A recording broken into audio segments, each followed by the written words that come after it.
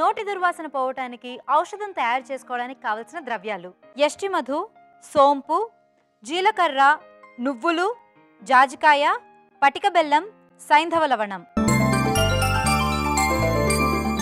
నోటి దుర్వాసన పోవడానికి ఔషధం తయారు చేసుకోవడానికి కావాల్సిన ద్రవ్యాలు ఏంటో చూసాం కదా. ఇప్పుడు దాని తయారీ విధానం ఏంటో డాక్టర్ గారిని అడిగి తెలుసుకుందాం. డాక్టర్ గారు, ఎలా తయారు చేసుకోవాలంటారు? మనం చాలా తేలిగ్గా తయారు చేసుకోవచ్చు. మీరు విన్నారు కదా, అన్ని ద్రవ్యాలన్నీ కూడా మనకి ఇంట్లో ఉన్నటువంటివేను. ఇవన్నీ వేసుకోవడానికి ముందు ఒక బౌల్ రెడీగా పెట్టుకుందాం. మనం ఒక్కొక్క ద్రవ్యం గురించి చెప్పుకుంటూ మనం అందులో వేసుకుందాం. సో దీనికి మొట్టమొదటి మనం యష్టి మధుని తీసుకుందాం. ఈ యష్టి మధు అనేటువంటిది ఏంటంటే మంచి రసాయనం, అలాగే నోటికి ఒక మంచి టేస్ట్ని ఇస్తుంది. నోట్లో పెట్టుకోగానే ఒక తీయదనం కూడా ఉంటుందన్నమాట. నోట్లో లాలాజలం అంతా బాగా ఊరి నోట్లో బ్యాక్టీరియా లేకుండా ఉండడానికి ఇది చక్కగా ఉపయోగపడుతుంది. అలాగే గొంతులో ఉండేటువంటి శ్లేష్మం లాంటిది ఏదైనా ఉంటే దాన్ని కూడా ఇది క్లియర్ చేస్తుంది అనమాట. యష్టి మధు చూర్ణాన్ని, అంటే మంచి ఫ్రెష్గా ఉన్నటువంటి యష్టి మధు చూర్ణాన్ని తీసుకుని ఒక 25 గ్రాముల పరిమాణంలో ఒక బౌల్లో వేసుకోవాలి. ఎప్పుడు చెప్తూనే ఉంటాను కదా, మీరు లెక్క ప్రకారం తీసుకోండి అని. మేము సుమారుగా మీకు వేసి చూపిస్తాం. సో మన యష్టి మధు చూర్ణాన్ని బౌల్లో వేద్దాం. తర్వాత సోంపు కూడా నోటికి అంటే ఒక మంచి సుగంధాన్ని ఇస్తుంది. నోట్లో ఎప్పుడు సుగంధం ఉందంటే బ్యాక్టీరియా పెరగదు, వాటికి అది కుదరదు అనమాట. మనకి ఏదైతే మేలు చేస్తుందో అది మనకి హాని చేసే బ్యాక్టీరియాకి నచ్చదు. అందుకని ఈ మంచి సుగంధాన్ని ఇచ్చేటువంటి ఈ పదార్థం సోంపు లాంటిది మనకి నోట్లో ఉందంటే మనకి హాని చేసే బ్యాక్టీరియా అక్కడ పెరగదనమాట. సో సోంపుని మనం వేయించుకోవాల్సినటువంటి పనేం లేదు, దీన్ని పొడిలాగా చేసుకోవచ్చు. అక్కర్లేదనుకుంటే ఒట్టిగా సోంపుని కూడా మనం ఇందులో వేసేసుకోవచ్చు అనమాట. సో 25 గ్రాముల పరిమాణంలో సోంపుని కానీ సోంపు చూర్ణాన్ని కానీ ఏదైనా వేసుకోవచ్చు. ఆ తర్వాత జీలకర్ర కూడా మనకి నోట్లో ఉండేటువంటి బ్యాక్టీరియా అవి పోవడానికి మంచిగా ఉపయోగపడుతుంది. అలాగే జీలకర్ర ఏంటంటే జీర్ణశక్తిని మెరుగుపరిచి మనకి అంటే నోటి దుర్వాసనకి జీర్ణశక్తి బాగుండకపోవడం కూడా ఒక కారణం అవుతూ ఉంటుంది. సో జీర్ణం బాగుండేలాగా చేసి నోటి దుర్వాసన తగ్గించడానికి జీలకర్ర ఉపయోగపడుతుంది. జీలకర్రని మాత్రం కొంచెం వేయించుకోవాలి, మూకుట్లో వేసి ఇంకా నూనె అంతా ఏం లేకుండా ఒట్టిగా పొడిగా వేయించేసి దాన్ని పొడి చేసుకోవాలి. జీలకర్ర పొడి కూడా ఏంటంటే మెత్తటి పొడులు చేయక్కర్లేదు, ఇవన్నీ కూడా కొంచెం గరుగ్గా చేసుకోవచ్చు. 25 గ్రాముల పరిమాణంలో జీలకర్ర పొడిని కూడా మనం ఇందులో వేసుకుందాం. ఆ తర్వాత నువ్వులు అసలు నోటికి చాలా మంచి ఆరోగ్యాన్ని ఇస్తాయి అన్నమాట. పళ్ళు చిగుళ్ళు చక్కగా ఆరోగ్యంగా ఉండడానికి నువ్వులు బాగా ఉపయోగపడతాయి. అంటే దానిలో ఉండేటువంటి తైలం వల్ల ఉపయోగపడుతుంది.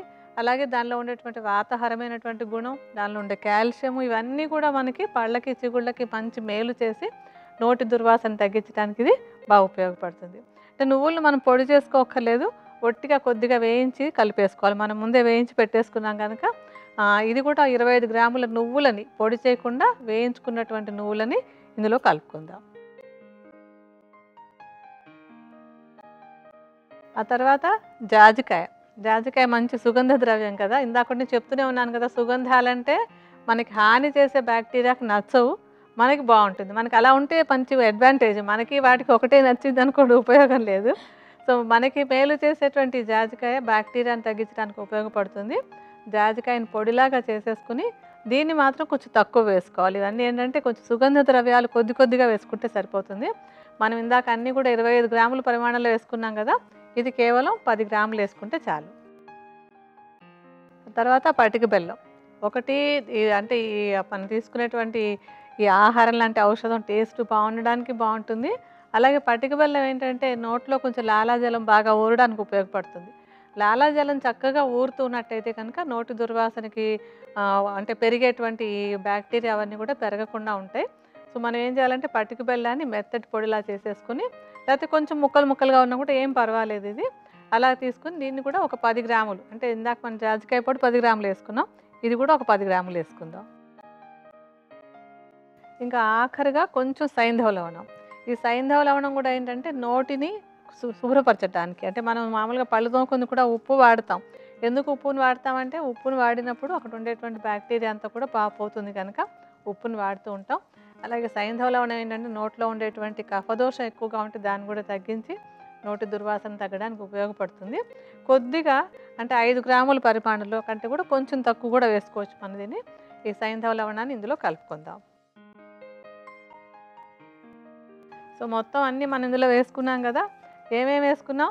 ఎస్టి మధు, తర్వాత సోంపు, జీలకర్ర, నువ్వులు, జాజికాయ, సైంధవ లవణం, కొంచెం పటిక బెల్లం. ఇప్పుడు అన్నీ కలిపేసుకుందాం మనం.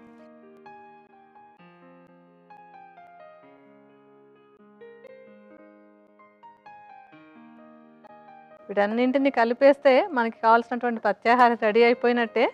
దీన్ని ఒక గాజు సీసాలో పోసుకొని గట్టిగా టైట్గా మూత పెట్టుకోవాలి. సో అయితే ఇప్పుడు ఇది పత్యాహారం అంటున్నాం, అలాగే ఔషధం లాంటి పత్యాహారం అంటున్నాం కాబట్టి దీన్ని తీసుకునే విధానం ఏంటంటారు డాక్టర్ గారు? ఇప్పుడు దీన్ని తీసుకోవడం ఎలాగంటే, ఆహారం తీసుకున్న తర్వాత ఉదయం టిఫిన్ తిన్నా, మధ్యాహ్నం భోంచేసినా, రాత్రి భోంచేసినా, అలా 3 పూట్ల కూడా ఆహారం తీసుకున్న వెంటనే ఒక అర చెంచా పరిమాణంలో దీన్ని నోట్లో పెట్టుకొని నెమ్మదిగా చప్పరించుకుంటూ తీసుకోవాలన్నమాట. అలా చప్పరించుకుంటూ తీసుకున్నట్టయితే కనుక నోట్లో ఉండేటువంటి హానికారకమైన బ్యాక్టీరియా అదంతా నశించి నోటి దుర్వాసన తగ్గడానికి ఇది చాలా చక్కగా ఉపయోగపడుతుంది.